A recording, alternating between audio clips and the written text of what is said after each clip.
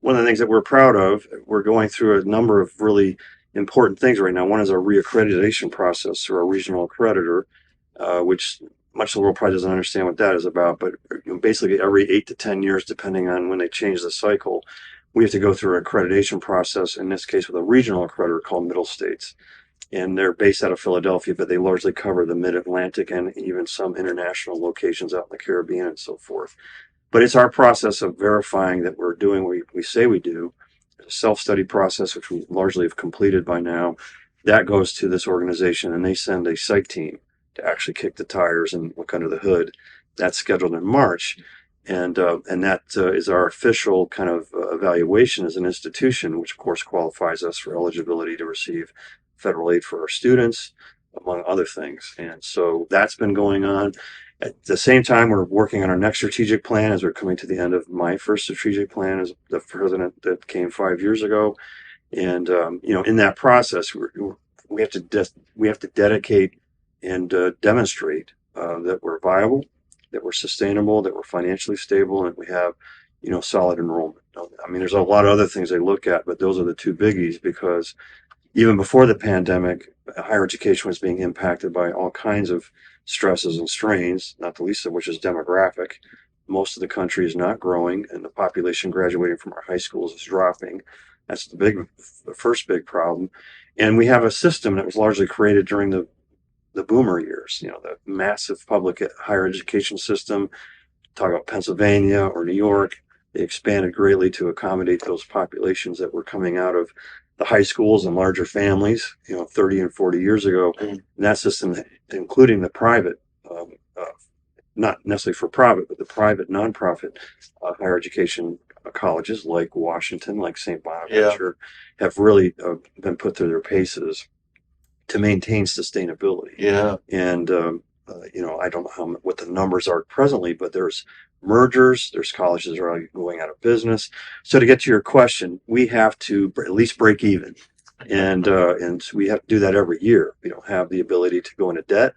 And we work very closely and carefully together with our state county partners to make sure that we're viable, along with maintaining enrollment with our students. What are the things that you're most proud about as you go into the accreditation process? Well, it's interesting. That was we actually just had our kind of the preamble to the site visit. Our site team leader, Dr. Mark McCormick, who's currently the president of Middlesex College up in New Jersey, in Princeton. He actually came here just a couple of weeks ago to kind of just get us ready, and he spent a whole day with us. He interviewed almost all the constituencies that will be part of the process in March when he brings a much larger team. And you'll have a CFO, you'll have faculty, you'll have somebody from student services. They'll have 6 or 7 individuals that largely represent the slice of a community college in terms of the things we do. And we had a very positive experience with him. But we were prepared for that question about the things we're proud of. Obviously, at the beginning of this last cycle, we built the HPAC facility, which is an unbelievable contribution to the region. I can't imagine our campus without it. We have 2 things going on over there, our athletics program, but more importantly, our health professions. And we have state-of-the-art facilities over there. And getting that building done was a little painful. It did cause some issues in terms of the funding that was required, and our counties really had a heavy lift there. But thank goodness we have it. It's a wonderful facility, and we're trying to do basically the same thing that we did with health professions with our skilled trades.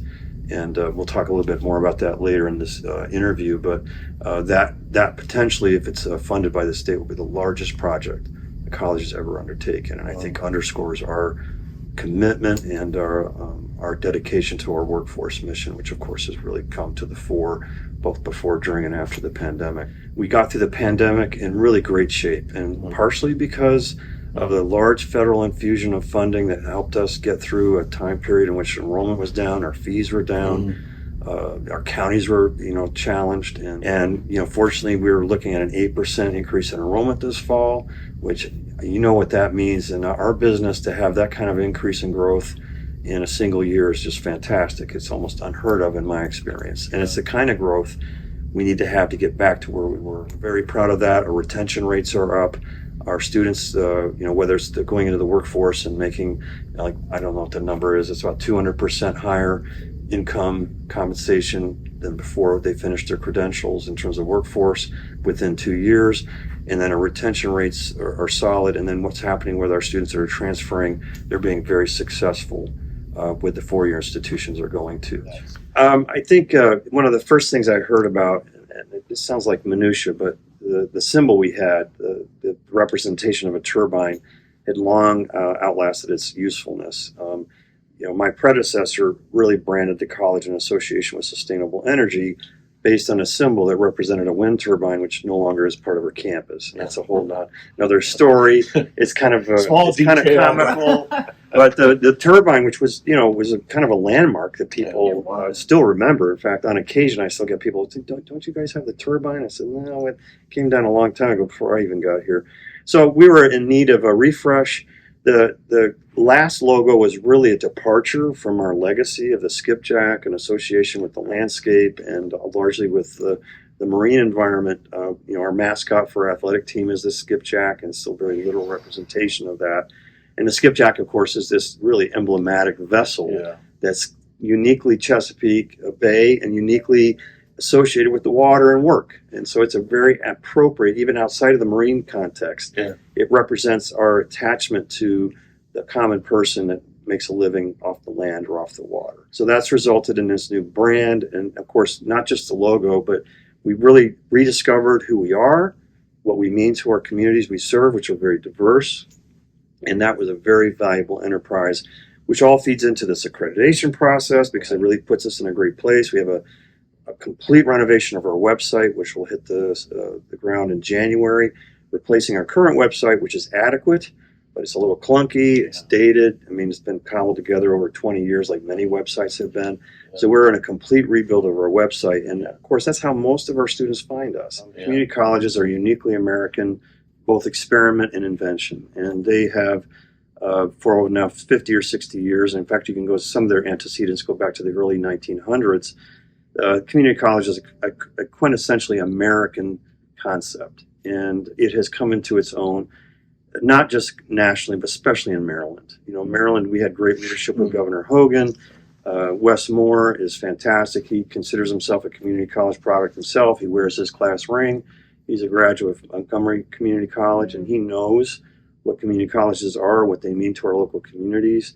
And they're doing a really good job of further demonstrating the value together. We have huge challenges in this country.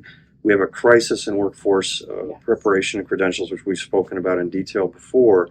And it really is all coming together that there's being significant investments in community colleges at the local level, as we're seeing with our counties and their commitment for this new skilled trades facility to replace the Queen Anne's Tech building.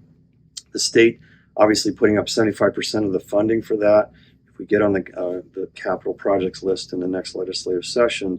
So I just see an immense investment and appreciation for community colleges by our policymakers, but also I think growing interest for a number of reasons by students and their parents in the value that community college represents, whether you're going short-term terminal degree as a nurse or a welder or any of the other things we do, or you're going to go on to become a teacher, a lawyer, a doctor, or a business professional. You are part of the blueprint. I am. We are. Community colleges are a big part of Blueprint at almost every level of the policy. One of the reasons we have 30% of our enrollment this fall is dual enrolled high school students. Is the one piece that really touches us very deeply is the dual enrollment piece. Now that aspect of Blueprint provides a number of different avenues for what I'd call post-secondary experiences for high school students. One is dual enrollment. The other is AP, advanced placement, in which you take a high school or a college level credit course in high school with a high school teacher, and then you take a test to get college credit. There's an international baccalaureate, that's another way to do that, and apprenticeship. So that is a big bucket of funding and policy that is all designed to provide additional experiences at the higher ed level for students. Of course, the piece that touches us the most is dual enrollment, which we were doing before, but now it's much bigger because the high schools through the state are funding tuition, fees, and books, which is a game changer. So we've seen growing awareness by students and parents, and of course our high school partners in getting students to these experiences. And we see that probably that number either maintaining or growing in the future. But If you had told me 30 years ago when I got into this business that a third of our students in a college would be high school students taking college credit, that was something nobody ever saw coming. So Yeah. it is a game changer. It's a great opportunity for students to get ahead and get oriented to college before they get here. And of course, they save a lot of money in the process. Well, overall, we're in great shape, and again, it's because of our counties. They're very strongly supporting us. We've over the last 5 years, several times have gone to the counties for what I'd call reasonable increases. In the range of 2.5 to 3.5 or more percent. The state has really stepped up in the last 2 years, in particular, with the final realization of what's called the CADE formula. Senator Cade was a very highly regarded legislator from years ago, whose name is on this legislation that pinned community college funding in the state at 29% of the University of Maryland budget. And we only got to that 2 years ago, full CADE funding, which is that 29% number. And that's huge. It's a large infusion of support for the community colleges. At this point, the state's, the burden of the state's handling is over a third. Ideally, it's a third local, a third state, and a third students. And right now, the state's bearing, a pretty good level of share of the budget we need to have to maintain what we do and do better. Yeah. That being said, we're always concerned about funding. We're careful stewards of the resources we get from all the sources that we have, largely from state, county, and our students. But also, we've increased our grant funding. Yeah. And that's been both at the federal level and the state level. I'm very proud of our earmark that we got with our good friends, Senator Cardin, Senator Van Hollen, that sponsored that legislative approach to funding of community colleges. About $1.2 million is going directly to support our skilled trades programs. Great. Yeah. So the answer to your question is yes, we're always concerned about funding, but as a college president, I couldn't be happier with where we've been and where we appear to be going in the near term.